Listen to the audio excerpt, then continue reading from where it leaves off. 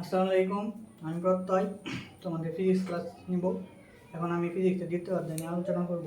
আচ্ছা, এখন ক্লাসটা দেখো।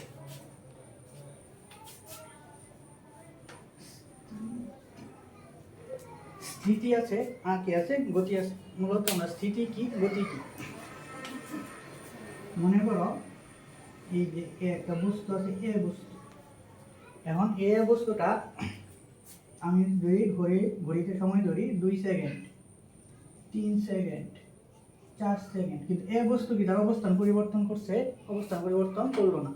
তার মানে কি, ঠিক সময় পরিবর্তিত হয়ে যাচ্ছে কিন্তু তার অবস্থার পরিবর্তন হচ্ছে না। অবস্থার পরিবর্তন হচ্ছে না মানে বস্তুটা কিতে আছে? স্থিতিতে আছে। স্থিতি মানে যদি সময়ের সাথে বস্তু যদি তার অবস্থার পরিবর্তন করে বা না করে, তাহলে সেটা হচ্ছে স্থিতি।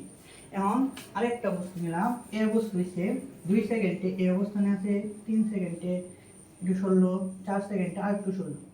মানে কি, সময় যত বৃদ্ধি পেয়েছে বস্তু তার অবস্থা পরিবর্তন করছে, কন্টিনিউয়াসলি অবস্থাকেই পরিবর্তন করছে। যেহেতু সময়ের সাথে বস্তু তার অবস্থার পরিবর্তন করছে, তাহলে এটাকে বলতেছি কি আমরা গতি। তো মূলত স্থিতি কি, গতি কি? স্থিতি হলো কোনো বস্তু যদি সময়ের সাথে অবস্থার পরিবর্তন করে না করে, তাহলে তা হচ্ছে স্থিতি। আর বস্তু যদি সময়ের সাথে অবস্থার পরিবর্তন করে, তা হচ্ছে গতি। তো মূলত গতি আর স্থিতি নির্ভর করছে কার উপর? নির্ভর করছে বস্তুর অবস্থার উপর। সময় কন্টিনিউয়াসলি পরিবর্তন হবে। যদি বস্তু তার অবস্থার পরিবর্তন না করে, তাহলে সেটা হবে স্থিতি। অবস্থার পরিবর্তন করে, সেটা হবে কি, গতি। কারণ গতি আর স্থিতি নির্ভর করে একটা প্রসঙ্গ বিন্দু বা কাঠামোর উপর। মনে করো আছে রহিম আর আছে করিম। রহিমের ব্যাগ আছে 2 ms ইনভার্স 1, করিমের ব্যাগ আছে 2 ms ইনভার্স 1। দুইজনের ব্যাগ কি সমান। রহিম যাচ্ছে এইদিকে, করিম যাচ্ছে এইদিকে। দুজনের ব্যাগ সমান। তাহলে করিম যদি রহিমকে দেখে, রহিমকে মনে হবে স্থিতিশীল, অথবা রহিম যদি করিমকে দেখে, তাহলে মনে হবে কি, স্থিতিশীল। কারণ কি, তাদের গতি দুজনের কি সমান, গতি মানে তাদের ব্যাগ দুজনেরই সমান। এই ক্ষেত্রে যদি এন আরেকজন আছে রনি, আমার রনি আর ওয়ান্ডার বসলাম, রনির কাছে মনে হবে রহিম আর করিম কি গতিশীল। রহিম আর করিম কি গতিশীল, কারণ রনি স্থিতিতে আছে কিন্তু তারা দুইজনই কি আছে, গতিতে আছে। তার মানে কি, আমার পারিপার্শ্বিকের সাপেক্ষে এক সময় একজন গতিতে আছে, এক সময় একজন কি স্থিতিতে আছে। এটা সহজ বলে বোঝার একটা উপায়। তুমি আর তোমার বন্ধু মনে করো রেলগাড়িতে যাচ্ছ। তোমার বন্ধু তোমার সামনে বসে আছে, তোমার সাপেক্ষে তোমার বন্ধু কি স্থিতিশীল, তোমার বন্ধু সাপেক্ষে তুমিও কি স্থিতিশীল। কিন্তু তুমি যদি রেল লাইন থেকে জানালার বাইরে তাকিয়ে দেখো, তাহলে দেখবা গাছগুলো পিছনের দিকে, মানুষগুলো পিছনের দিকে যাচ্ছে। তার মানে কি, তোমার সাপেক্ষে ওই গাছগুলা কি গতিশীল বা গতিতে আছে। কিন্তু ওই বাইরের প্ল্যাটফর্মের লোক যদি তোমাকে দেখে, তোমার কি মনে হবে? তুমি স্থিতিতে আছো না গতিতে আছো? তুমি গতিতে আছো। তার মানে কি, আমার গতি আর স্থিতি নির্ভর করছে প্রসঙ্গ কাঠামো, প্রসঙ্গ বিন্দু, একটা বিন্দুর উপর। তাহলে বিন্দুটাকে, এই প্রসঙ্গ বিন্দু কাকে বলে? যে বিন্দুর সাপেক্ষে কোনো বস্তু গতিতে আছে নাকি স্থিতিতে আছে নির্ণয় করা হয়, তাকে বলা হয় প্রসঙ্গ বিন্দু বা প্রসঙ্গ কাঠামো। তার মানে আমার মনে হয় না স্থিতি আর গতি তোমার সমস্যা আছে। স্থিতি আর গতি মূলত নর্মাল বিষয়, এটা মূলত সময় বা বস্তুর অবস্থার উপর নির্ভর করতেছে। অবস্থা পরিবর্তন হলে স্থিতি, অবস্থা পরিবর্তন হলে না হলে স্থিতি, অবস্থা পরিবর্তন হলে গতি। এখন আসি আমরা রাশি। এই বোধ রাশি কি? রাশি হলে বোধের যত কিছু পরিমাপ করে সবই রাশি। রাশি আছে দুই প্রকার, ভেক্টর রাশি আর কি স্কেলার রাশি। ভেক্টর আর স্কেলার। ভেক্টর কি, স্কেলার কি? এই যে করিম, এই যে আছে রোহিত। বলা আছে করিমের ভর 50 কেজি, অথবা করিম 10 মিটার পথ অতিক্রম করলো। এই ক্ষেত্রে আমি কি মনে বুঝলাম? শুধুমাত্র এই ডিজিট দেওয়া আছে, কত কেজি? 50 কেজি। কত মিটার দূরত্ব অতিক্রম করলো? 10 মিটার। এই ক্ষেত্রে আমার বেগের কোনো দূরত্ব, দিকের কোনো দরকার পড়লো না। তার মানে যে রাশি প্রকাশ করতে শুধু মানের প্রয়োজন পড়ে, তাকে বলা হয় কি, স্কেলার রাশি।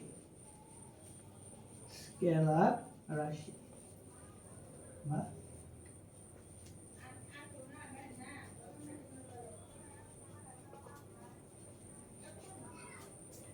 অন্যদিকে রহিম উত্তর দিকে, রহিম উত্তর দিকে 10 মিটার গেল। রহিম উত্তর দিকে 10 মিটার গেল। তার মানে কি, রহিম কোন দিকে গেল? কোন দিক?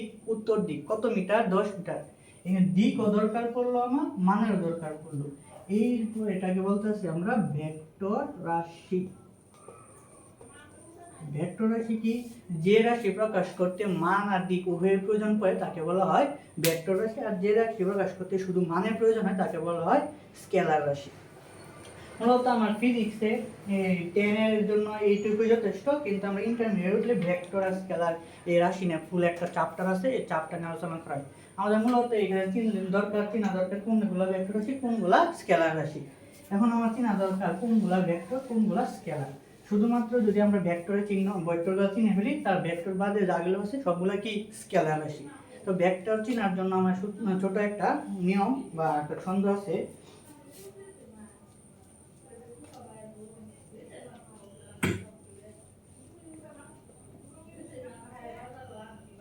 ভেক্টর রাশি চেনার জন্য একটা ছন্দ আছে, ছন্দটা কি? ভবে সব প্রিয়তম ভাসে তুমি তিতা প্রেমী। সচল স্মরণ বচল ব্যয়।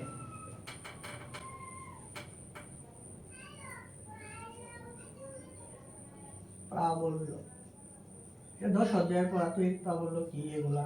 উতে হলো ওজন, ততে ত্বরণ, মতে মন্দ।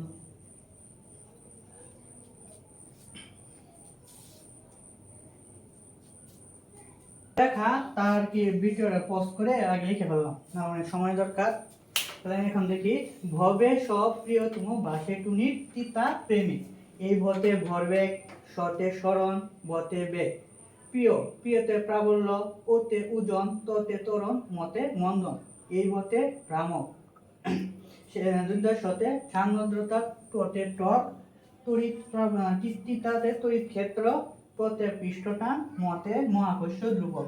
মূলত তোমাদের এই ভ্রামক, সান্দ্রতা, টর্ক এগুলা পৃষ্ঠটান, এগুলা 10 এর জন্য না, এগুলো ইন্টারের বেসিক। এইগুলা যা আছে এগুলা সবগুলা কি রাশি? সবগুলো হলো আমার ভেক্টর রাশি। ভেক্টর রাশি এইগুলা ছাড়া যা আছে সবগুলো কি স্কেলার রাশি। তাহলে সংক্ষেপে এগুলো শিখে ফেললেই তোমার এমসিকিউ এর জন্য আসে কোনগুলা কোন ভেক্টর রাশি কোনগুলা স্কেলার রাশি, এগুলা তোমার সংক্ষেপে শিখে ফেলবা, তাহলে আর তোমার এমসিকিউ এ দুর্বলতা কেটে যাবে। এখন আমরা যাই, এখন আছে আমার সরণ আর দূরত্ব। সরণ আর দূরত্ব, মূলত আমরা সরণ আর দূরত্ব এক্স্যাক্টলি কি এটা জানি না, কিন্তু সবাই মনে করি সরণ আর দূরত্ব সেম একই কথা, কিন্তু সরণ আর দূরত্বের মধ্যে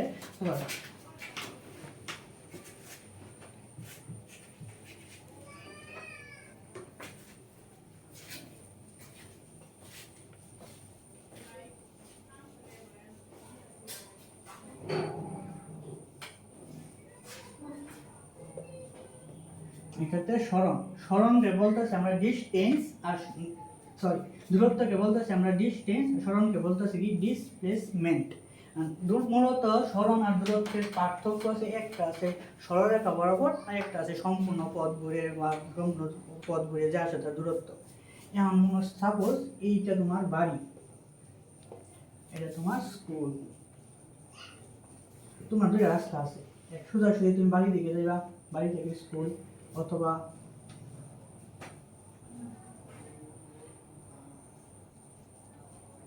দোকান,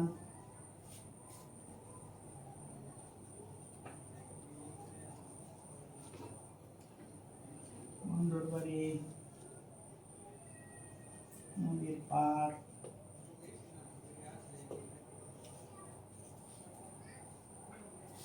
এই যাও তোমার উদ্দেশ্য, তুমি বাসা থেকে বাইরে এসো সোজাসুজি স্কুলের উদ্দেশ্যে, কিন্তু এইটা তোমার বাড়ি আর স্কুল। এই ক্ষেত্রে এখন তুমি দুই পথ অবলম্বন করতে পারো, একটা হচ্ছে বাড়ি থেকে সোজাসুজি স্কুল, অথবা তুমি বাড়ি থেকে দোকানে গেলা, দোকানে যায় কিছু কিনলা, কেনার পরে তোমার বন্ধুর বাড়ি গেলা, এই বন্ধুর বাড়ির বন্ধুকে নিয়ে তুমি নদীর পাড়ে গেলা, নদীর পাড়ে যাওয়ার পরে তোমার আড্ডা মাইরা আবার স্কুলে গেল। তার মানে আমার কি পথ আছে, এই দিক দিয়েও তুমি যাইতে পারো, আবার এই দিক দিয়ে ঘুরে ঘুরে ঘুরে ঘুরে এই দিক দিয়ে যেতে পারো। এই ক্ষেত্রে আমার এইটুকু বুঝলে আমার সরণ আর দূরত্ব একটু ক্লিয়ার হয়ে যাবে। সরণ মানে কি? আদি ও শেষ, আদি আর শেষ অবস্থানের মধ্যবর্তী সরলরেখার দূরত্ব। কি দূরত্ব? সরলরেখা বরাবর দূরত্ব। সরলরেখা বরাবর দূরত্ব মানে কি? এই যে তুমি আদি অবস্থান আছেন বাড়ি, শেষ অবস্থান কি স্কুল, এই সরলরেখার মধ্য দিয়ে গেছো, এটা বলতেছি কি আমরা সরণ, বলতেছি কি সরণ। আর তুমি যে বাড়ি থেকে দোকানে গেছো, দোকান থেকে বন্ধুর বাড়ি গেছো, বন্ধুর বাড়ি থেকে আবার নদীর পাড়ে গেছো, নদীর পাড়ে থেকে স্কুলে গেছো, এই সম্পূর্ণটুকু অতিক্রম করছো, একে বলতেছি আমরা দূরত্ব। বলতেছি কি দূরত্ব। সরণ আর দূরত্ব, সরণ মানে কি সরলরেখা বরাবর অতিক্রান্ত পথ, আর দূরত্ব সম্পূর্ণ ঘুরে ঘুরে যেটা, ওইটা কি তোমার দূরত্ব। দূরত্ব আর সরণের মধ্যে পার্থক্য কি?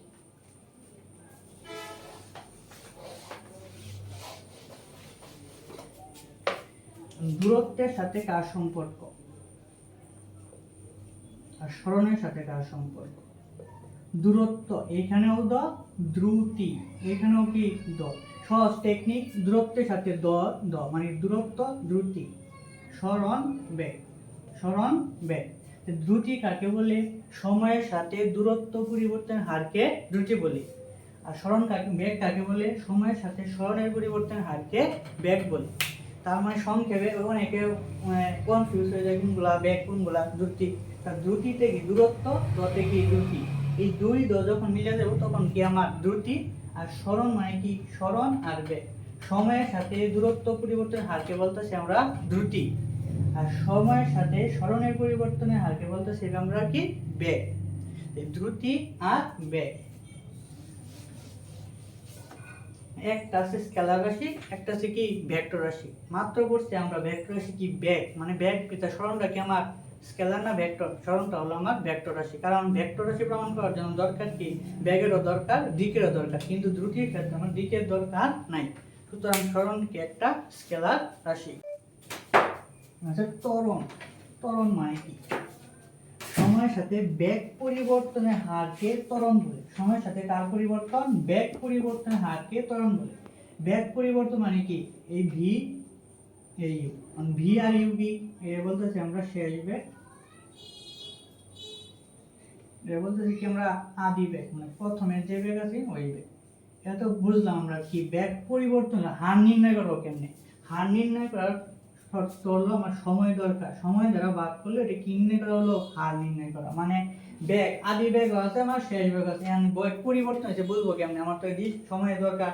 মনে করো 2 সেকেন্ডে বেগ আছে মনে করো 1 ms ইনভার্স 1, আর 2 সেকেন্ড পর বেগ হইছে 2 m। তাহলে ত্বরণ প্রকাশ কইতে দ্বারা এই যে একটা আছে আর 2 সেকেন্ডে প্রথমে বেগ আছে 1 ms ইনভার্স 1, পরে বেগ হইছে 2 ms ইনভার্স 1। তার মানে বেগের পরিবর্তন কয় সেকেন্ড হইলো? 2 সেকেন্ডে বেগের পরিবর্তন হইছে। তার মানে কি আমার একটা পরিবর্তন হইছে, এটা কি সময়ের সাথে বেগ পরিবর্তনের হারকে ত্বরণ বলে। এখন ত্বরণ মূলত প্রকাশ করি কি দ্বারা? ত্বরণ মানে এক্সিলারেশন মানে প্রকাশ করি a দ্বারা। a equal v minus u by t। ত্বরণ একক কি? ত্বরণ একক ms ইনভার্স 2। ত্বরণ একক ms ইনভার্স 2। বেগের একক ms ইনভার্স মানে আদি বেগ হোক শেষ বেগ হোক, যত বেগের সকল বেগের একক ms ইনভার্স 1। সময়ের একক সেকেন্ড, সময়ের একক সেকেন্ড। কারণ আজকে আমাদের টপিক এইটুকুই মূলত। আজকে যে প্রথম ক্লাস তো বেশি পড়ালাম না, আজকে ত্বরণ মূলত পড়াইলাম কি স্থিতি, গতি, ভেক্টর রাশি, স্কেলার রাশি, দূরত্ব, বেগ, সরণ আর ত্বরণ। মূলত এই গতির অধ্যায়টার বেসিকটা বুঝলেই গতির অধ্যায়গুলো অনেক সহজ হয়ে যাবে। গতি মূলত ব্যাপারটা হলো যে সূত্র আয়ত্ত করে কখন কি সূত্র ফলাইতে পারবা, সেই আয়ত্ত করার ফলে পারলে আমার সৃজনশীল করা অনেক সহজ হয়ে যাবে। আজকে এই পর্যন্তই। আর আমরা যখন যা ক্লাস নেই, আজ ফার্স্ট ক্লাস অনেক ভুল হয়েছে, হতেও পারে না হতে পারে, যাই হোক না হোক আমাদের এই পেজে রেগুলার ক্লাস দিতে চেষ্টা করব আমি আর তোমাদের সৌ ভাইয়া, এই দুজনেই দেখি physics, chemistry, math, higher math চেষ্টা করব ক্লাস নেওয়ার। আর রেগুলার ক্লাস দেওয়ার চেষ্টা করবো, তোমরা আমাদের সাপোর্ট করবা। আচ্ছা, আসসালামু আলাইকুম।